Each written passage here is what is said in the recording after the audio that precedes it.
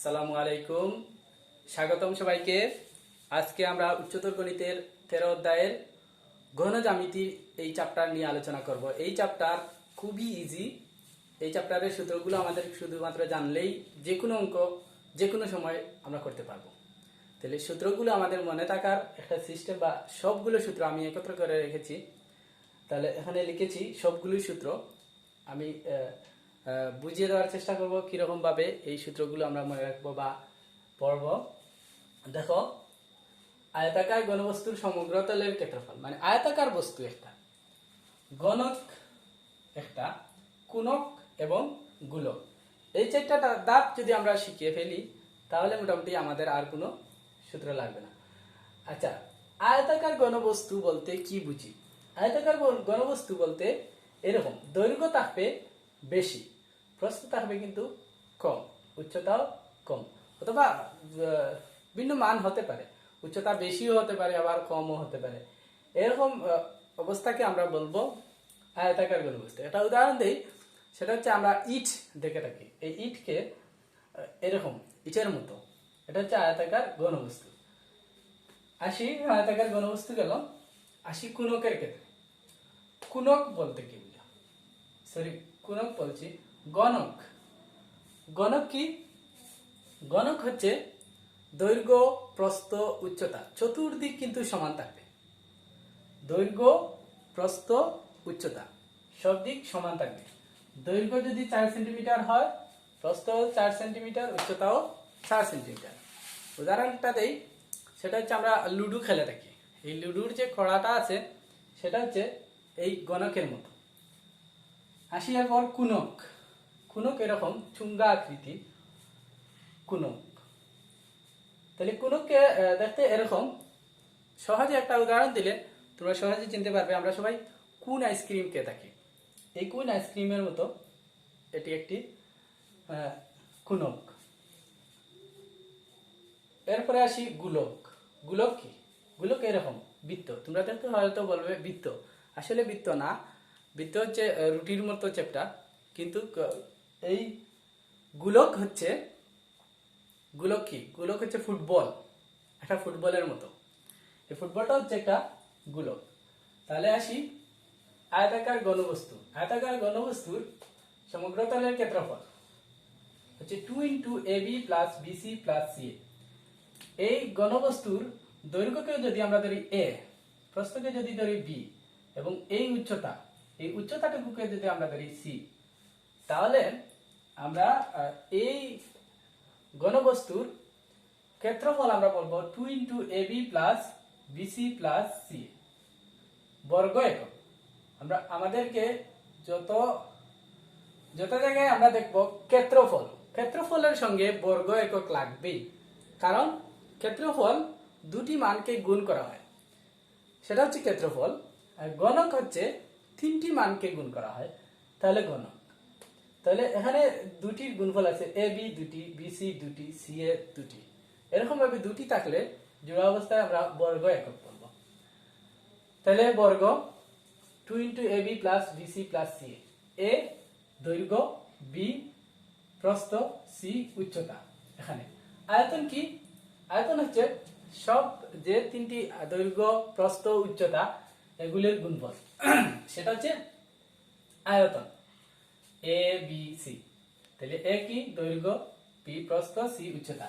কর্ণের দৈর্ঘ্য হচ্ছে a square root over a square plus B square plus C square. তাহলে কর্ণের দৈর্ঘ্য আমরা অনেক সময় বুঝি না, সে কর্ণের দৈর্ঘ্যটা কি। এই কর্ণ থেকে এই কর্ণ পর্যন্ত যে দূরত্ব, এটা হচ্ছে কর্ণের দৈর্ঘ্য। এই কর্ণ থেকে এই কর্ণ, সেটাও একটা কর্ণের দৈর্ঘ্য।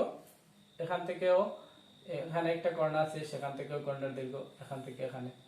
এরকম আয়তাকার ঘনবস্তু মোটামুটি 4টি কর্ণের দৈর্ঘ্য থাকতে পারে। তাহলে কর্ণের দৈর্ঘ্য। গণকের আমরা শিখলাম আয়তাকার ঘনবস্তুর ক্ষেত্রফল, গণকের সমগ্র তলের ক্ষেত্রফল হচ্ছে 6a স্কয়ার। গণকের সমগ্র তলের ক্ষেত্রফল হচ্ছে 6 স্কয়ার। আমরা আয়তাকার ঘনবস্তুর ক্ষেত্রে এটা এ, বি, প্রস্থ থেকে ধরছিলাম বি, আর উচ্চতাকে ধরছিলাম সি। আমরা যেহেতু বলছি গণকের সব বাহু কিন্তু সমান, দৈর্ঘ্য সমান, প্রস্থও সমান, উচ্চতাও সমান। তাহলে এখানে আমরা দৈর্ঘ্য ধরবো না, দৈর্ঘ্যকেও এ, প্রস্থ হবে এ, উচ্চতা হবে এ। তাইলে এখানে আমরা যে মানগুলা বসিয়েছি, এ এর মান তো এই আছে, বি এর মানও এ হবে, সি এর মানও এ হবে, কারণ বি প্রস্থ হচ্ছে এর সমান। আমরা গণক আগেই বলেছি সবকিছু কিন্তু সমান। এই মানে যদি সবকিছু সব সমান হয় তাহলে এই সূত্রের মধ্যে আমরা বসালেই সহজে পেতে পারি এ, বি কেও ধরবো এ প্লাস, এখানে বি কেও এ, সি কেও এ প্লাস সি কেও এ, এ তো আছেই, তাহলে 2 ইন্টু এ স্কোয়ার প্লাস এ স্কোয়ার প্লাস এ গুণ করলে এ স্কোয়ার, 2 ইন্টু এ স্কোয়ার স্কোয়ার স্কোয়ার, তাহলে তিনটা স্কোয়ার গুণ করলে হবে 3 এ স্কোয়ার, 3 দুগুণে 6 এ স্কোয়ার। তাহলে মোটামুটি গণকের সমগ্র তলের ক্ষেত্রফল আমরা এই সূত্র থেকে, সূত্রের মাধ্যমে পেতে পারি। আসলে এই সূত্রের মাধ্যমেই বের করা হয়েছে এই গণকের ক্ষেত্রফলটি। গণকের আয়তন, গণকের আয়তন হবে এই আয়তনের মধ্যেই বসালেই পেয়ে যাব আমরা। একে তো এ ধরবই, বি কেও এ ধরলে, সি কেও এ যদি ধরি তাহলে এ গুণ করলে হবে এ কিউব। তাহলে আমরা গণকের আয়তন এ কিউব, কোঅর্ডিনেট দৈর্ঘ্য √3a, এটাও ঠিক একই রকম হবে। ওকে, কোণকের আসি, গণকের সমগ্র তল গেল, আসি কোণকের বক্রতল। বক্রতলের ক্ষেত্রফল, আসলে কোণকের বক্রতলটা বলতে কি বোঝায়? কোণকের কিন্তু দুটি তল আছে, এইরকম কোণক, কোণকের এটা একটা তল, এটা হচ্ছে নিচ দিক, নিচের দিক। তাহলে উপরের এই যে এটা হচ্ছে বক্রতল, এটা গোলাকৃতি থাকে, সেটাকে আমরা বলবো বক্রতল। এই বক্রতলের ক্ষেত্রফলটা হচ্ছে পাই আর এল।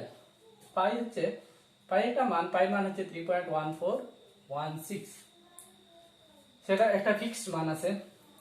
তাহলে পাই, এটা যদি এই বৃত্তের কেন্দ্র হয়, কেন্দ্র থেকে এই দূরত্ব পর্যন্ত, সেটাকে আমরা আর ধরি, আর কে ব্যাসার্ধ বলে, এবং এই যে হেলানুতল, এই হেলানুতলের নাম হচ্ছে এল। হেলানুতলকে আমরা এল দ্বারা প্রকাশ করি।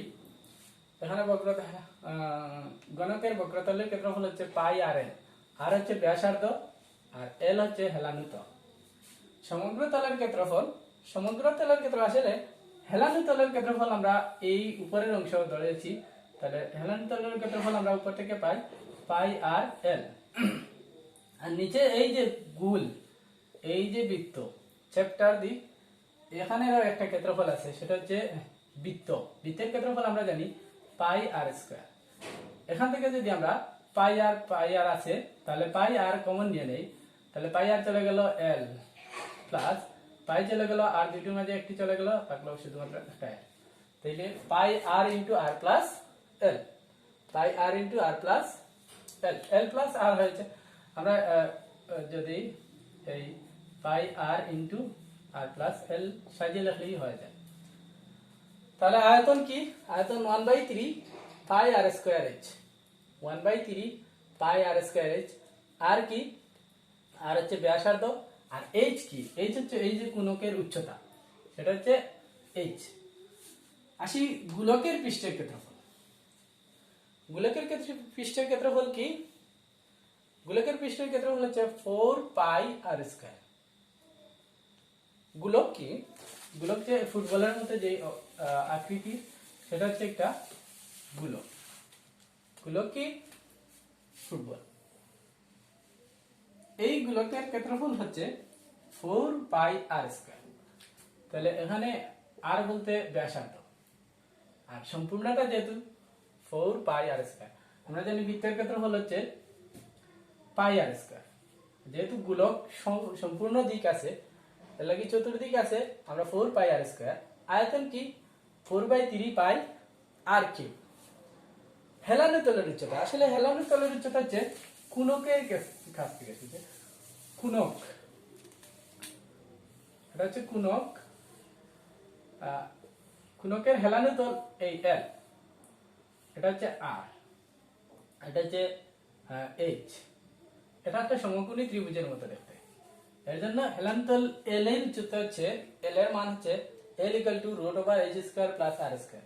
l কে যদি আমরা অতিভুজ ধরি, h কে আমরা উচ্চতা ধরি, আর r কে যদি আমরা ভূমি ধরি, তাহলে কি হবে l স্কয়ার প্লাস আমরা সমকোণী ত্রিভুজ থেকে পাই l square equal to h square plus r square. এটা হচ্ছে পিথাগোরাসের উপপাদ্য। অতিভুজ স্কয়ার ইকুয়াল টু লম্ব স্কয়ার প্লাস ভূমি স্কয়ার। এই r ইকুয়াল টু হবে root over h square plus r square.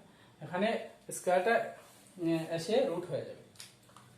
ওকে, মোটামুটি এই আমাদের সূত্রাবলী শেষ। এখন আমরা এই অধ্যায়ের কয়েকটি অঙ্ক করব। কি অঙ্ক? আমরা মুছে নেই।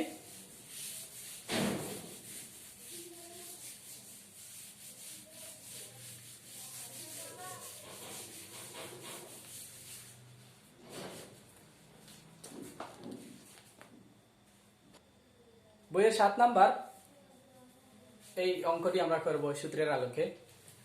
যেভাবে সূত্র দেওয়া আছে আমরা এই সূত্রগুলো যে শিখেছি 7 নাম্বার কয়েকটি অঙ্ক করি, আমরা দেখি কেমন সহজ হয়েছে। 7 নাম্বার অঙ্ক, একটি আয়তাকার ঘনবস্তুর দৈর্ঘ্য, প্রস্থ ও উচ্চতা যথাক্রমে 16 মিটার, 12 মিটার ও 45 মিটার। এর পৃষ্ঠতলের ক্ষেত্রফল ও আয়তন নির্ণয় করো। পৃষ্ঠতলের ক্ষেত্রফল, কর্ণের দৈর্ঘ্য ও আয়তন।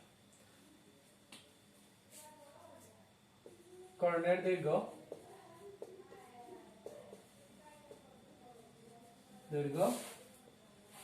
ও আয়তন। আমরা 3টি মান বের করব। তাহলে দেওয়া আছে সমাধান।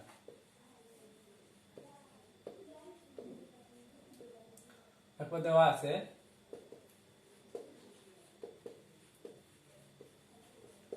আছে কি এটা হচ্ছে দেখো, একটি আয়তাকার ঘনবস্তুর দৈর্ঘ্য, প্রস্থ ও উচ্চতা যথাক্রমে মানে হচ্ছে সিরিয়াল বাই সিরিয়াল। প্রথমে কি আছে? দৈর্ঘ্য, প্রথমটা হবে দৈর্ঘ্য, প্রস্থ, উচ্চতা। এরকম যথাক্রমে লেখা থাকলেই আমরা এভাবে সিরিয়াল করে নেব। দৈর্ঘ্য প্রথমটা, তাহলে প্রথমটা দৈর্ঘ্য, প্রস্থ দ্বিতীয়টা, তাহলে দ্বিতীয়টা প্রস্থ, তৃতীয়টা হচ্ছে উচ্চতা, তাহলে তৃতীয়টা হবে উচ্চতা। তাহলে দৈর্ঘ্যকে আমরা কি ধরবো? a equal to 16 metre.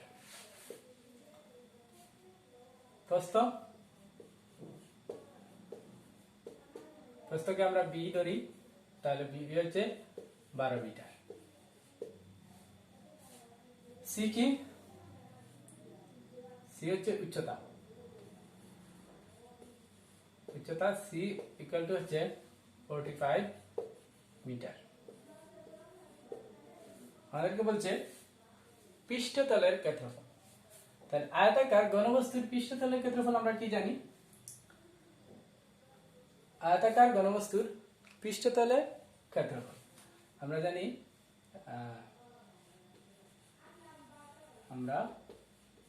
একটু আগে শিখেছিলাম। আর যেহেতু আয়তাকার ভিন্ন ভিন্ন মান, তাহলে আয়তাকার জানি ক্ষেত্রফল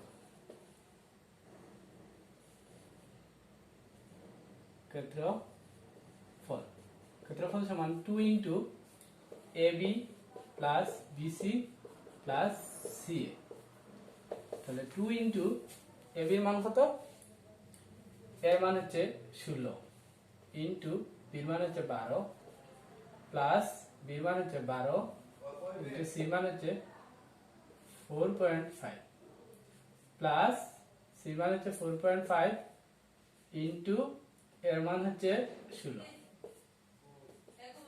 এইগুলো যদি আমরা ক্যালকুলেশন করি, তাহলে আমাদের যে মানটা আসে সেটা হচ্ছে, আমি আগে লিখে রেখেছি, সেটা ক্যালকুলেট করতে সমস্যা হবে কি 192 54 72 192 যোগ 54 যোগ 72। এটা গুণ করলে 192, এই দুটি গুণ করলে 54, এই দুটি গুণ করলে 72। তাহলে 2 ইন্টু এগুলার গুণফল হবে 328। তিনটা যোগ করলে হবে 328। তাহলে 302 দিয়ে যদি আমরা 318 কে গুণ করি তাহলে হবে 636। যেহেতু ক্ষেত্রফল তাহলে আমরা দেব বর্গ, আর এই দৈর্ঘ্য প্রস্থ এগুলার একক হচ্ছে মিটার, তাহলে বর্গ মিটার। যদি এগুলা সেন্টিমিটার অথবা মিলিমিটার থাকতো তাহলে আমরা সেন্টিমিটার অথবা মিলিমিটার দিয়ে দিতাম। এটা হচ্ছে আমাদের ক্ষেত্রফলের উত্তর। হয়েছে কর্ণের দৈর্ঘ্য। এরপরে নিচে লিখবা, আমি মুছে নিচ্ছি। নিচে কি লিখবা? কর্ণের দৈর্ঘ্য। কর্ণের দৈর্ঘ্য শিখছিলাম আমরা সূত্র, লিখবা আমরা জানি। আবার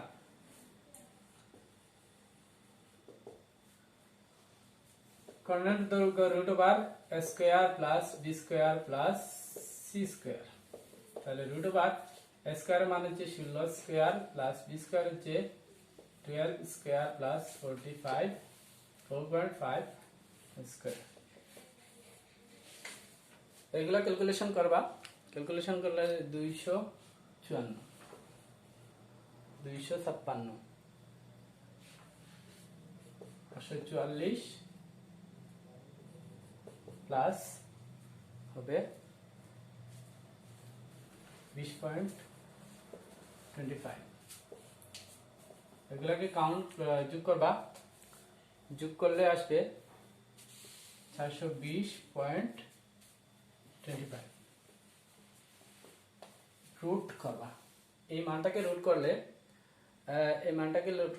হবে 20.5। এটা হচ্ছে আমাদের কর্ণের দৈর্ঘ্য।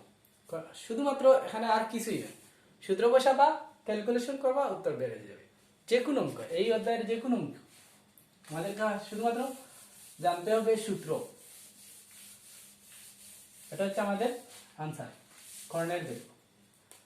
এরপর হচ্ছে কর্ণের দৈর্ঘ্য, এরপর হচ্ছে আয়তন। আয়তন কি?